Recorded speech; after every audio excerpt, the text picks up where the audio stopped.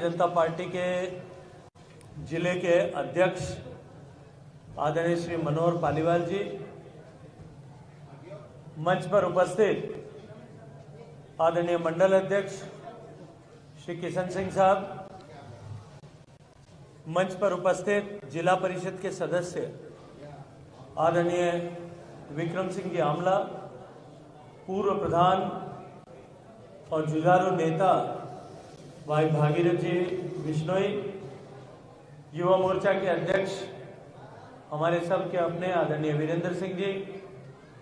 आदरणीय सरपंच साहब, आदरणीय भारतीय जनता पार्टी के सभी वरिष्ठ कार्यकर्ता, और आज इस शिक्षा के मंदिर में जहां हम सब लोग एक नए कक्षा कक्ष के उद्घाटन के अवसर पर एकत्रित हुए,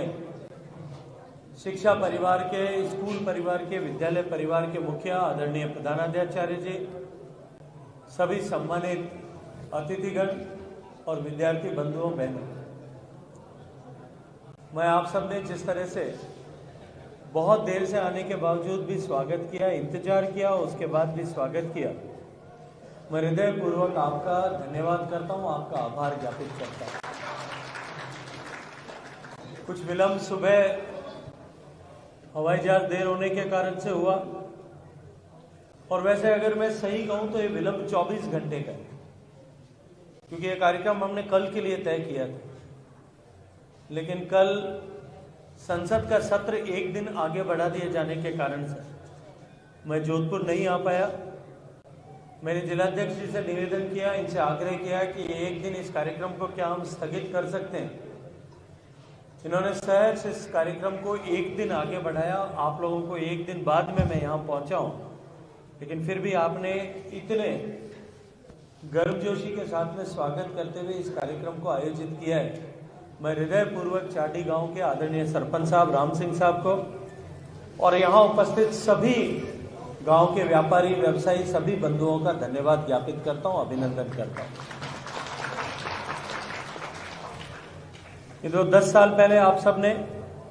आशीर्वाद देकर के भारतीय जनता पार्टी की सरकार बनाई थी। आदरणीय नरेंद्र मोदी जी के नेतृत्व में जब सरकार बनी, तब ये संकल्प कि देश की जनता ने हमें देश बदलने के लिए, देश का निर्माण करने के लिए, देश को आगे बढ़ाने के लिए कुछ परिवर्तन लाने के दृष्टिकोण से सत्ता की चाबी सौंपी है। आज लगभग 10 साल पूरे होने को हैं, लेकिन 10 साल बाद कहीं घूम करके हम देखें, वैसे भारत जैसे विशाल देश जिसकी आजादी को 75 साल हुए हैं, 75 साल से पूरे हो चुके हैं, उस देश में 10 साल का कालखंड कोई बहुत बड़ा कालखंड नहीं हो सकता। लेकिन एक ऐसी सरकार जो परिवर्तन का संकल्प लेकर के आई थी, उस सरकार का ये निश्चय था कि हम किसी भी हालत में इस 10 साल जो समय हमको मिला है, जनता ने जो अवसर हमको दिया है, इस समय में, इस कालावधि में हम देश में परिवर्तन लाएंगे।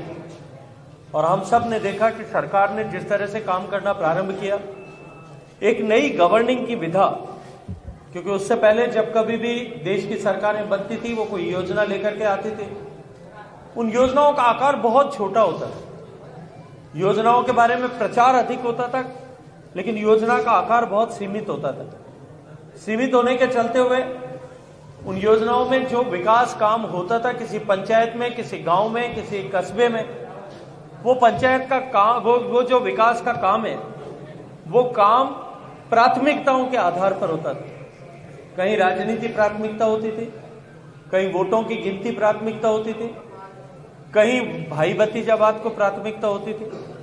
गांव में 2-3 मकान इंदिरा आवास के बनने होते थे, तो सरपंच साहब देखते थे कि गांव में 3 आदमियों को किसको देंगे, 100 लोगों के मकान बाकी हैं, जो एक खुद के बना लो और 2 छोटे भाइयों के बना दो, इतने में पूरा हो जाता है। लेकिन माननीय प्रधानमंत्री बनने के बाद में माननीय मोदी जी ने एक नई व्यवस्था देश में कायम की कि जो भी काम करेंगे वो 100% लोगों को लाभ मिले, इस दृष्टिकोण से करेंगे, बिना किसी भेदभाव के, बिना किसी भाई भतीजावाद के, बिना किसी वोटों की गिनती के आधार पर, बिना किसी जाति, मजहब और धर्म की चिंता किए जो भी काम लेंगे वो काम 100% लोगों तक पहुंचे, इस अपेक्षा भाव के साथ में करेंगे। और हम सब ने देखा कि पिछले 10 साल में जैसे सरकार ने बैंक के खाते खोलने शुरू किए, 50 करोड़ खाते बैंक के खोले इस हिंदुस्तान में। कहीं किसी तरह का कोई भाई भतीजावाद या राजनीतिक विद्वेष के आधार पर किसी को छोड़ा नहीं गया। देश की सरकार ने तय किया कि हर गरीब का घर बनना चाहिए। जो सूची बनी उन सूचियों को गांव में बिना किसी विद्वेष, बिना किसी भेदभाव के उन सूचियों को लागू किया गया। शौचालय बनाने की कल्पना की गई, देश के हर घर तक शौचालय पहुंचाए गए। गैस का चूल्हा देने की कल्पना की गई, ढूंढ ढूंढ करके लोगों को गैस के कनेक्शन दिए गए। हर घर तक बिजली पहुंचे, बिना किसी भेदभाव के हर घर तक बिजली पहुंचाने का काम हुआ। सुरक्षा का कवच आयुष्मान भारत के रूप में, जिसे राजस्थान की सरकार ने चिरंजीवी का नाम दिया था, वो हर व्यक्ति तक पहुंचे। इसके संकल्प को भी पूरा करने में देश की सरकार ने काम किया। हर गांव तक सड़क पहुंचे, हर गांव तक इंटरनेट पहुंचे, हर गरीब के मोबाइल को इंटरनेट, युवा सदस्य को, युवाओं को इंटरनेट सस्ती दर पर मिले। इस संकल्प के साथ में देश की सरकार ने जब काम किया, तब गांव के सामान्य मानवी के जीवन में एक परिवर्तन आया। और अभी दुनिया के सबसे बड़े विश्वविद्यालय ऑक्सफोर्ड विश्वविद्यालय, जो दुनिया का सबसे पुराने विश्वविद्यालयों में से एक भी है, इंग्लैंड के ऑक्सफोर्ड विश्वविद्यालय और अमेरिका में काम करने वाले, अमेरिका के नेतृत्व में काम करने वाले संयुक्त राष्ट्र संघ का, यूनाइटेड नेशंस डेवलपमेंट प्रोग्राम का, इन दोनों ने भारत के नीति आयोग के साथ में मिलकर के एक सर्वे किया कि 10 साल में जो मोदी जी की सरकार की योजना है, उन सरकार का सामान्य मानवी के जीवन में क्या प्रभाव पड़ा। आपको आश्चर्य होगा ये जानकर के कि देश की सरकार ने जो 10 साल तक प्रयत्न किए, मोदी जी की सरकार ने जो विभिन्न योजनाएं चलाई, आज देश में 25 करोड़ लोग जो है उसके कारण से गरीबी की रेखा से बाहर निकल करके सम्मान का जीवन जीने का सौभाग्यपूर्ण अवसर प्राप्त कर पाए। ये निश्चित रूप से परिवर्तन है और उस परिवर्तन की धमक आज पूरी दुनिया में दिखाई देती है, उसकी गूंज आज पूरी दुनिया में सुनाई देती है। आज जिस तरह से भारत की शक्ति और सामर्थ्य बढ़ा है, एक तरफ गरीब और सामान्य मानवी के जीवन में परिवर्तन आया, दूसरी तरफ भारत की अर्थव्यवस्था को आगे बढ़ाने के दृष्टिकोण से सरकार ने काम किया। आज जो देश की अर्थव्यवस्था जो 10वें पायदान पर दुनिया में 11वें नंबर पर थे जब माननीय मोदी जी की सरकार बनी थी, आज आगे बढ़ करके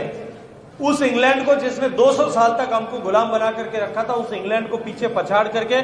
आज 5वीं बड़ी अर्थव्यवस्था बन चुकी है। मोदी जी की सरकार बनने के समय में देश की अर्थव्यवस्था के बारे में यह कहा जाता था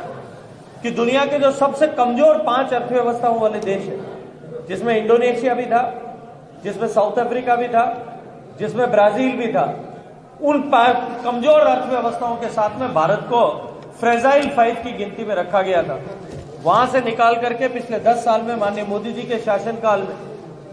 भारत की अर्थव्यवस्था आज दुनिया की टॉप 5 इकोनॉमीज में, दुनिया की सबसे मजबूत 5 अर्थव्यवस्थाओं में बनी है। आज जिस तरह से भारत की अर्थव्यवस्था प्रगति कर रही है और सारे दुनिया के लोग, विशेषज्ञ इस बात को मानते हैं कि आने वाले 2 साल में भारत की अर्थव्यवस्था तीसरी बड़ी अर्थव्यवस्था हो जाएगी। हम जर्मनी और जापान दोनों को पीछे छोड़ देंगे। और उसके कारण से जिस तरह से देश की सरकार के पास संसाधन बढ़ रहे हैं, देश की सरकार के पास में टैक्स कलेक्शन बढ़ने के कारण से पैसा बढ़ रहा है, उसके कारण से हम देश में परिवर्तन कर पा रहे हैं। और देश जब आजाद हुआ तब जितने देश में नेशनल हाईवे थे, आजादी से लेकर के मोदी जी की सरकार बनने तक जितने नेशनल हाईवे थे, उसमें 60% नए नेशनल हाईवे उसके जो हैं 1 लाख किलोमीटर से कम थे, आज 1,60,000 किलोमीटर नेशनल हाईवे हो गए। देश भर में आजादी से लेकर के मोदी जी की सरकार बनी तब तक केवल 74 हवाई अड्डे थे, आज देश में 150 हवाई अड्डे काम कर रहे हैं। देश की सरकार बनी तब से लेकर के, देश में आजादी आई तब से लेकर के मोदी जी की सरकार बनी तब तक देश में कहीं भी वाटरवे नहीं था। आज देश में माननीय मोदी जी के आशीर्वाद से 100 से ज्यादा वाटरवेज में कि हम पानी में जहाज के माध्यम से देश में नदियों के बीच में जहाज चला करके देश में माल का परिवहन करें, इस पर काम चल रहा है। 100 से ज्यादा वाटरवेज पर काम चल रहा है, जिसमें से 13 से ज्यादा वाटरवेज जो है आज फंक्शनल हो गए, जिनमें काम करना शुरू हो गया। इस तरह से देश के इंफ्रास्ट्रक्चर को बदलने का काम माननीय मोदी जी ने किया और इस संकल्प के साथ में कि अब हम 2047 तक देश को विकसित बनाएंगे और विकसित भारत बनाने की दिशा में आज हमारा देश जो है आगे बढ़ रहा है। पूरी दुनिया इस बात पर भरोसा और विश्वास कर रही है कि आज भारत जो है विकसित होने की दिशा में सबसे तेजी से बढ़ने वाले देशों में से एक है। एक तरफ गरीब आदमी के जीवन में परिवर्तन लाने की कल्पना, क्योंकि उसके बिना भारत को समृद्ध शक्तिशाली नहीं बनाया जा सकता था, और दूसरी तरफ चांद से लेकर के सूरज तक सबका अध्ययन करने के लिए, मंगल पर, चांद पर आज जो हर सूरज का अध्ययन करने के लिए अंतरिक्ष में सूरज की कक्षा तक आदित्य L1 भेजने का काम जो है वो भारत ने आप सब लोगों के आशीर्वाद से बनी हुई सरकार ने, माननीय मोदी जी की सरकार ने करने में सफलता प्राप्त की है। तो आज एक तरफ देश बदल रहा है, देश के युवाओं की ताकत इस तरह से बढ़ रही है, देश के युवाओं ने जिस तरह के स्टार्टअप्स दुनिया में भारत में खड़े किए हैं, आज भारत जो है दुनिया का तीसरा सबसे बड़ा स्टार्टअप इकोसिस्टम बन गया। देश बदल रहा है और आने वाले समय में विकसित भारत बनाने के लिए हमको जिस तरह की शिक्षा की आवश्यकता थी, उस शिक्षा नीति का निर्माण करने का काम भी देश ने किया। माननीय मोदी जी की सरकार बनने से पहले अंग्रेजों के जमाने से लेकर के अब तक जो शिक्षा नीति चल रही थी, जो अंग्रेजों ने अपने हित में बनाई थी, वो शिक्षा नीति भारत में 70 साल से 75 साल से काम कर रही थी। माननीय मोदी जी के नेतृत्व में नई शिक्षा नीति, जिसमें भारत का विद्यार्थी भारत की स्थानीय भाषा में भारत की आवश्यकता के अनुरूप पढ़ाई करके आने वाले समय में जब भारत विकसित होगा उसके अनुरूप देश हम बना सके, इस दृष्टिकोण से शिक्षा नीति का जो है नई शिक्षा नीति की स्थापना माननीय मोदी जी के नेतृत्व में हुई है। एक तरफ देश बदल रहा है, दूसरी तरफ गांवों का स्वरूप बदल रहा है। आज गांवों को जिस तरह से 15वें वित्त आयोग का पैसा माननीय मोदी जी के आशीर्वाद से मिला है, 14वें और 15वें वित्त आयोग का पैसा जिस तरह से गांवों को मिला, पंचायतों को जिस तरह से विकास में आजादी मिली, लेकिन दुर्भाग्य से राजस्थान में जिस तरह की सरकार पिछले 5 साल में थी, उन्होंने पंचायत राज के पैसे को जो है डाइवर्ट करके दूसरे कामों में लेने की कोशिश की। लेकिन अब मैं आपको भरोसे और विश्वास के साथ में कह सकता हूं कि अब आपके आशीर्वाद से डबल इंजन की सरकार बनी है। निश्चित रूप से विकास कार्यों में कहीं भी कोई बाधा और अवरोह अब पैदा नहीं हो सकेगा। मैं जानता हूं पिछले 5 साल में एक तरफ देश की सरकार ने माननीय मोदी जी के नेतृत्व में जिस तरह से पीने के पानी को लेकर के देश में अभूतपूर्व काम किया, आपके आशीर्वाद से मुझे ये सेवा करने का सौभाग्यपूर्ण अवसर मिला था। और पिछले 5 साल के कालखंड में जिस तरह से पिछले 4 साल में माननीय मोदी जी के नेतृत्व में हमने जल जीवन मिशन पर काम किया, देश में जहां जब काम शुरू किया था तब 3 करोड़ घरों में पानी पहुंचता था, 19 करोड़ 40 लाख घरों में से आज देश के लगभग 14.5 करोड़ घरों में पीने का पानी पहुंच गया। 11 करोड़ घरों में माताओं बहनों के सर पे से मटके का बोझ उतारने में देश की सरकार ने माननीय मोदी जी के आशीर्वाद से कामयाबी प्राप्त की है। लेकिन राजस्थान में मैं मानता हूं कि जिस गति से काम होना चाहिए, हालांकि सबसे ज्यादा पैसा राजस्थान की सरकार को दिया था, सबसे ज्यादा संसाधन राजस्थान की सरकार को दिए थे, बजट सबसे ज्यादा राजस्थान सरकार को दिया था, लेकिन दुर्भाग्य से राजस्थान का में ये जल जीवन मिशन का काम, ये पुण्य का काम जो है, ये भी कहीं न कहीं राजनीति की भैर चढ़ गया। और उसके चलते हुए जिस गति से राजस्थान में काम होना चाहिए उस गति से काम नहीं हो पाया, क्योंकि इस योजना का समापन 2024 की 31 तारीख को हो रहा था। मैंने अभी जयपुर में मीटिंग की और मीटिंग करने के बाद में माननीय प्रधानमंत्री जी से निवेदन किया है कि इस योजना को राजस्थान जैसे प्रदेश जहां काम अभी नहीं हो पाया है, उन प्रदेशों के लिए 2 साल के लिए अभी और आगे बढ़ाना चाहिए। और मुझे पूरा भरोसा और विश्वास है कि माननीय प्रधानमंत्री जी के आशीर्वाद से हम इसको 2 साल के लिए आगे बढ़ा पाएंगे। और मैं आज आपको भरोसे के साथ में एक बात कह सकता हूं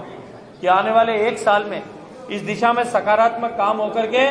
हर घर तक पीने का पानी पहुंचे, हर घर तक पीने का पानी पहुंचे और एक भी माता बहन को जो है पीने का पानी लेने के लिए घर से बाहर नहीं जाना पड़े,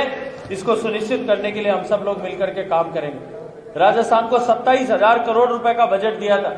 लेकिन पिछले 5 साल में राजस्थान की सरकार मात्र 6-7 हजार करोड़ रुपए खर्च कर पाई।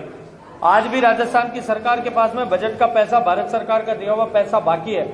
उस पैसे को खर्च करेंगे और पैसा राजस्थान की सरकार को देने के लिए मैं भरोसा और विश्वास दिला चुका हूं। अभी 3 दिन पहले ही मैंने जयपुर में इसको लेकर के मीटिंग की है और मुझे पूरा विश्वास है कि आने वाले समय में ये पीने के पानी का संकट जो है, जो हमारे पश्चिमी राजस्थान में सबसे बड़ी चुनौती है, जो सबसे बड़ा संकट है, उस संकट का स्थायी समाधान हम कर पाएंगे। मैं बहुत सारी शुभकामनाएं देते हुए अभी चाटी के सभी ग्रामवासियों ने, जब मैं आ रहा था बाजार के बीच में मुझे रोका था,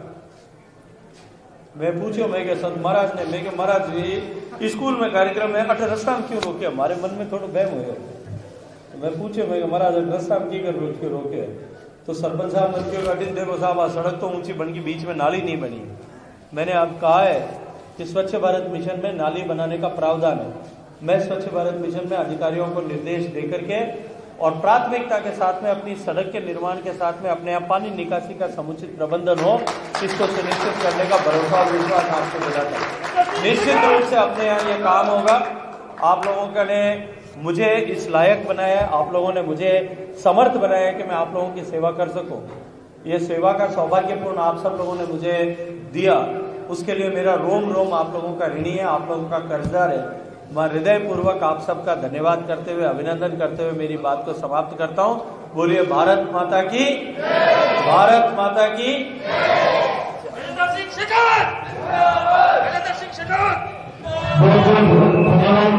Thank you.